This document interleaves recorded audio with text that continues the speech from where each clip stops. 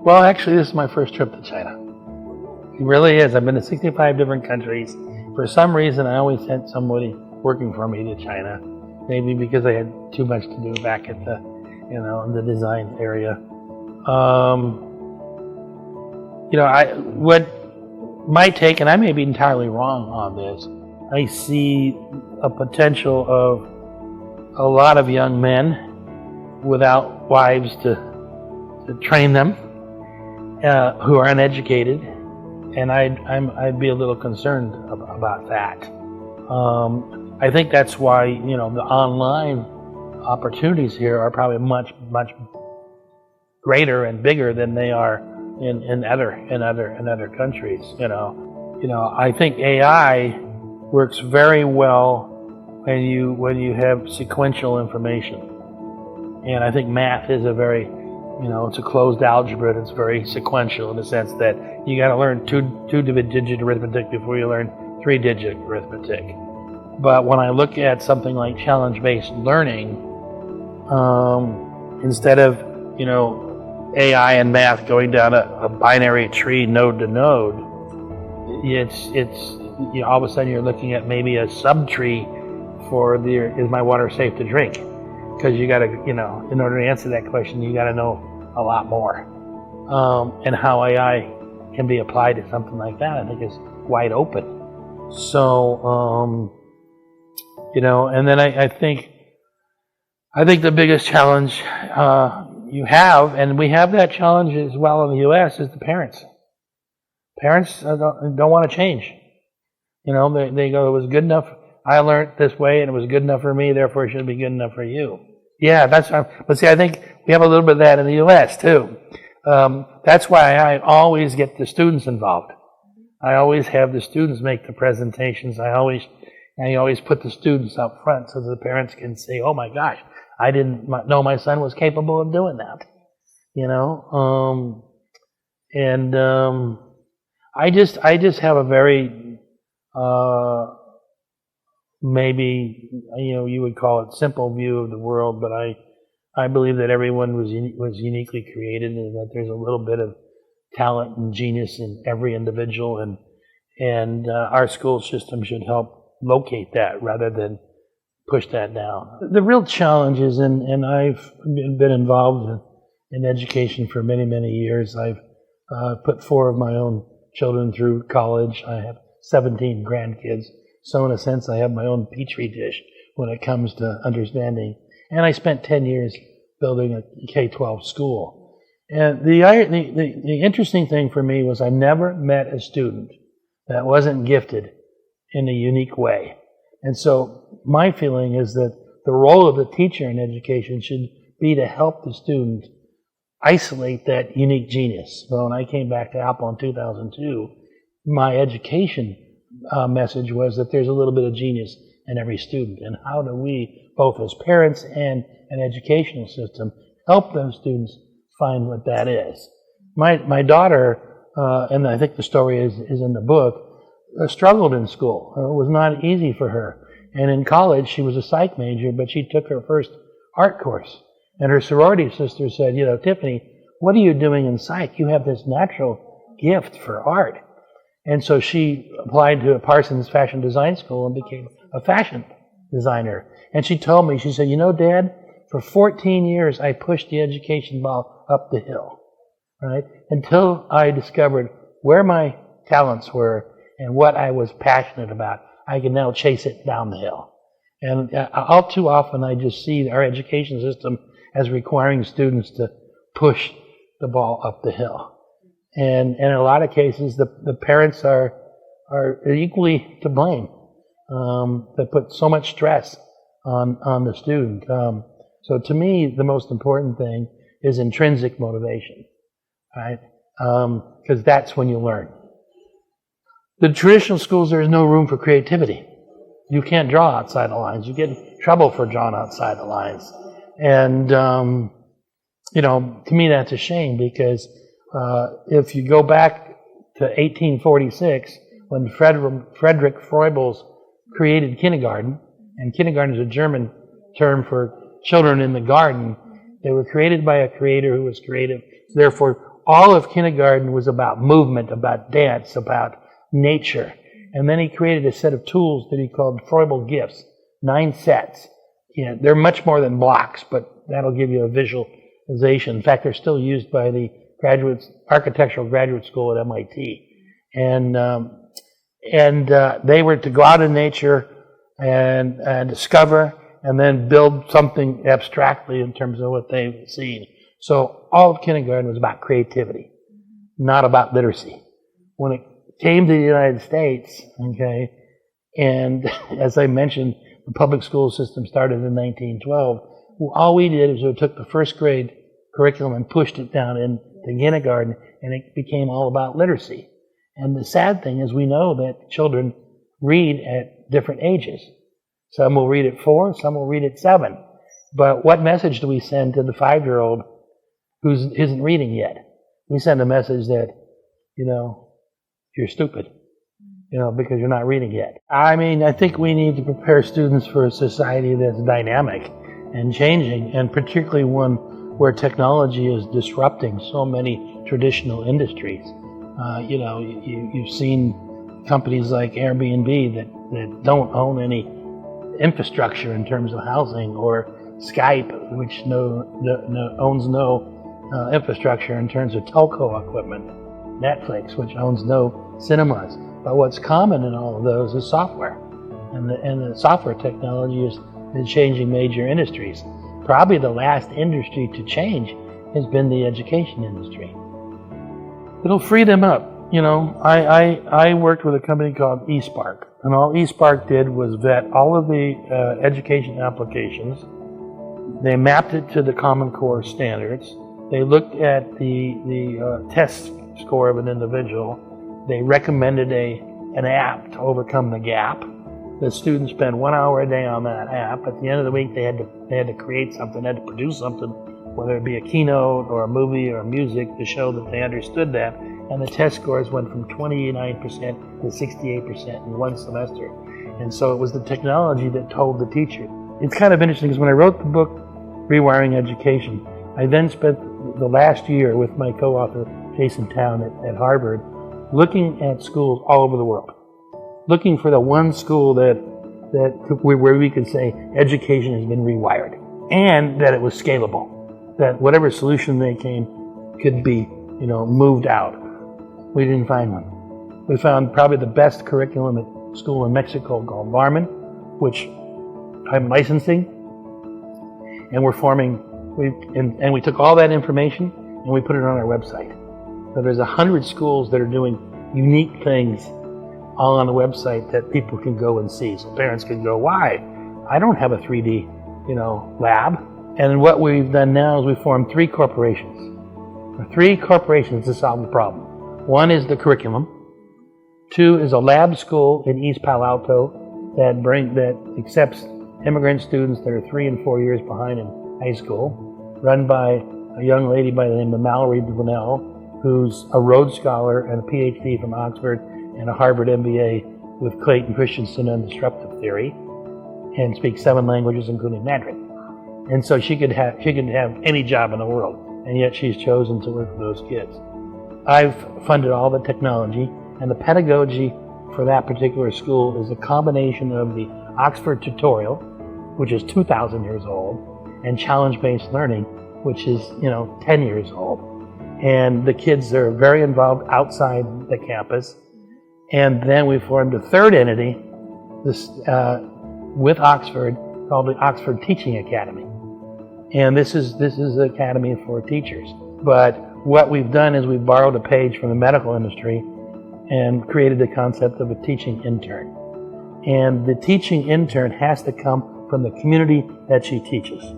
So we can go to a superintendent in Montana and say, you're 6 teachers short. We will provide those teachers for you. So the change starts bottom up. The curriculum changes bottom up. The pedagogy changes bottom up because the teachers are trained uniquely. Yeah, I think universities have to decide what business they're in.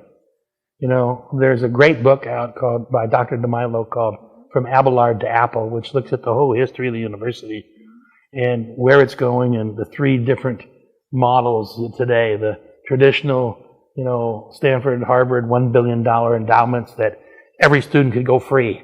All right.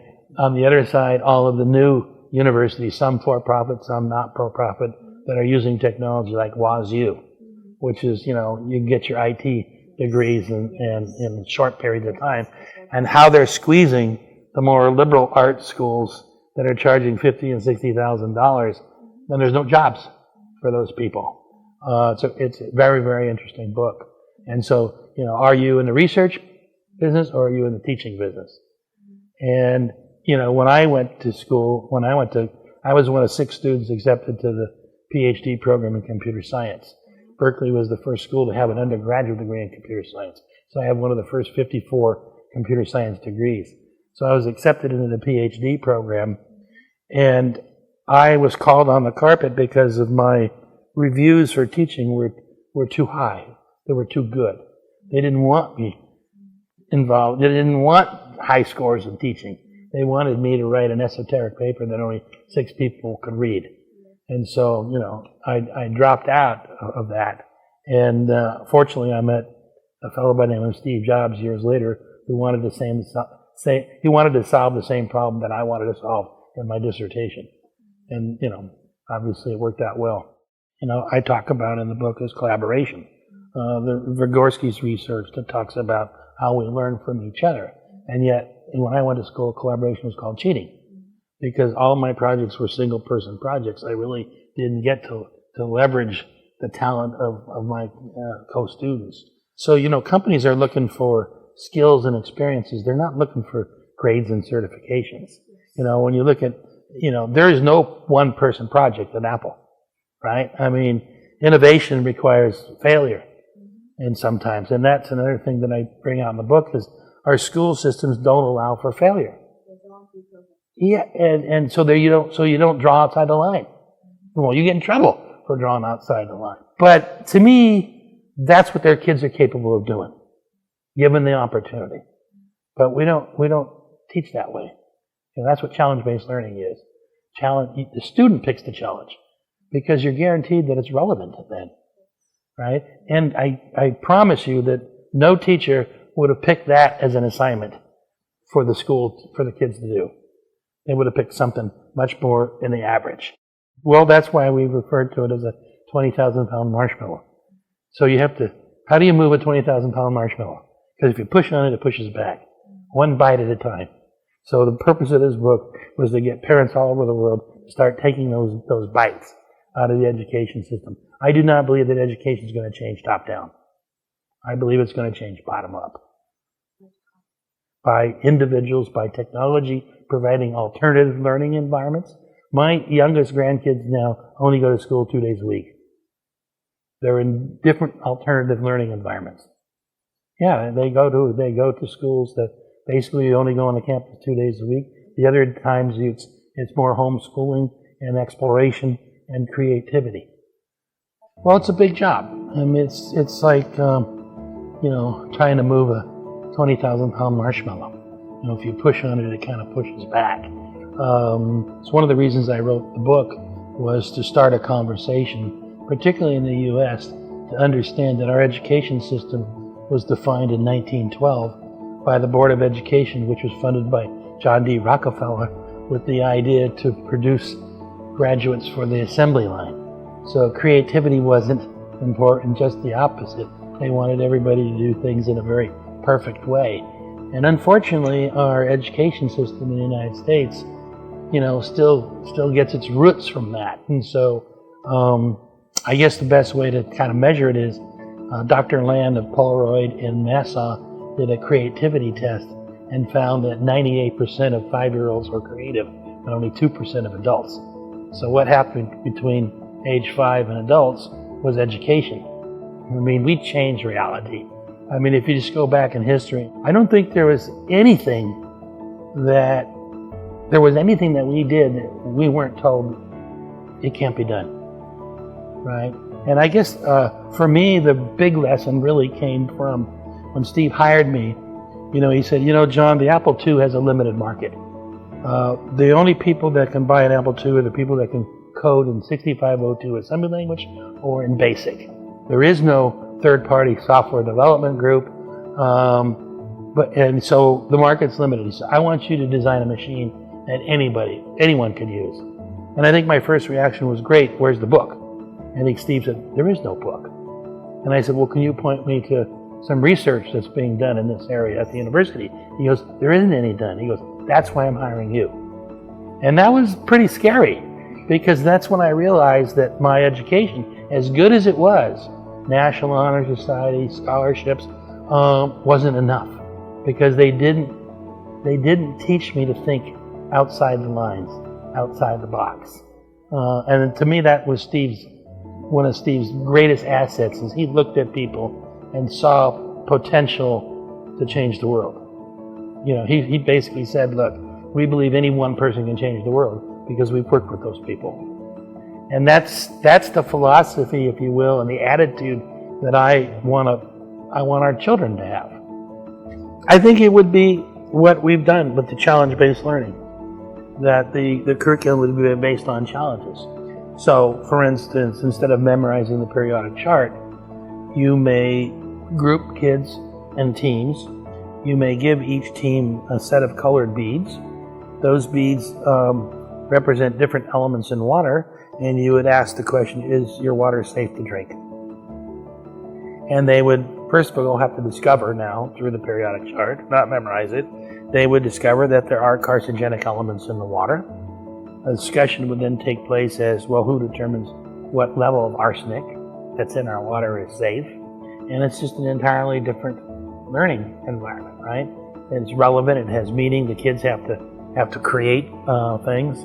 They may have to learn who created, you know, how the element came into existence, you know, something about the scientists.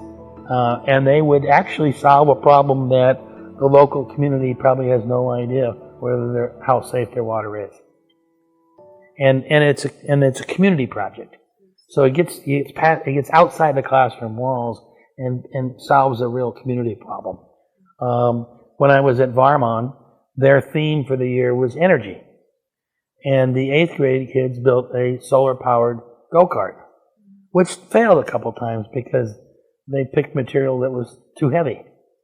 The 6th graders built a solar-powered backpack that you could plug your iPhone and your iPod into, and the 1st graders built a solar-powered oven. I don't know. I mean, I think they, you know, see, what was unique about, Apple is very functional organized.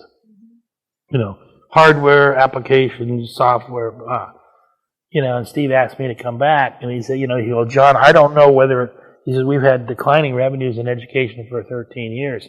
I don't know whether it's a marketing problem or a sales problem, you know, or a product problem. So he broke the mold, and he gave me the sales team, and he gave me the marketing team.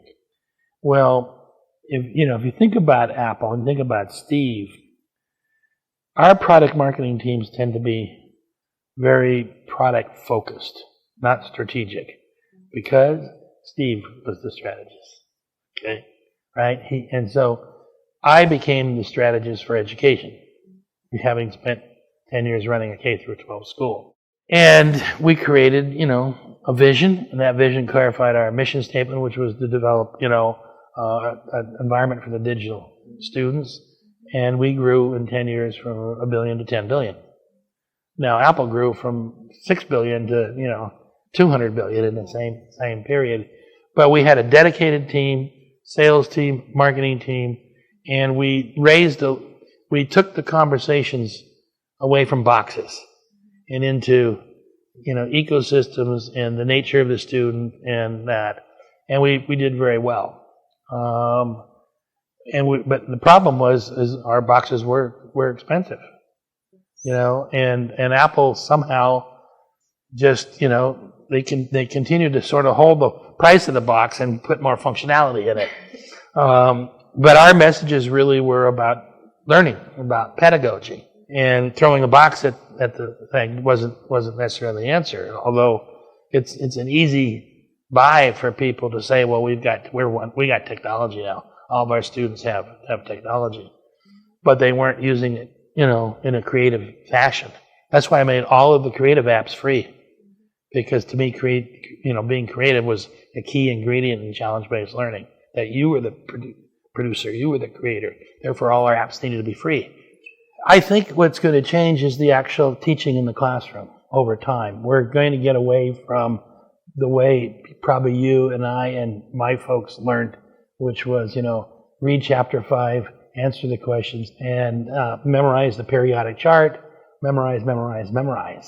The challenge, of course, is a lot of parents feel, well, that was good enough for me, therefore it should be good enough for my children. The difference, of course, is this is a generation of students who've grown up with technology. We tend to look at technology as a tool. They look at it as an environment. They want that environment to be relative. They want that environment. They want to create, not just consume.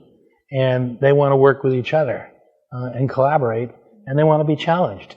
And our education system needs to adapt to the needs of those individuals. And technology, whether it's online, schools, I believe will provide alternative opportunities eventually for learning. Yeah, China's unique. With the number of students that you have. You've got more honor students than we have students entirely in the United States. So the online environments in the United States are not as big. So, they're not as large. Therefore the revenue streams are quite a bit less. So there's not as much investing in that, I think, in the U.S. than in China. My concern with the online is that in some instance, all we've done is taken the curriculum and from the physical and thrown it online, whereas I think it should have been redesigned for online, and maybe it will start to become that way. We did iTunes U as a way of leveling the playing field. So at one time we had 600,000 students taking programming at Stanford on terms of iTunes U. I believe in online because I think it levels the playing field for those that can't afford to the private schools, things of that nature. There is relationships between the two. I think Dr. Mazur at Harvard University would post the problem online, and then the students would come in the next day, and he would pair the students with the right answer and the students with the wrong answer. And so the classroom became more constructive than simply, speaking. And it's kind of a blended environment.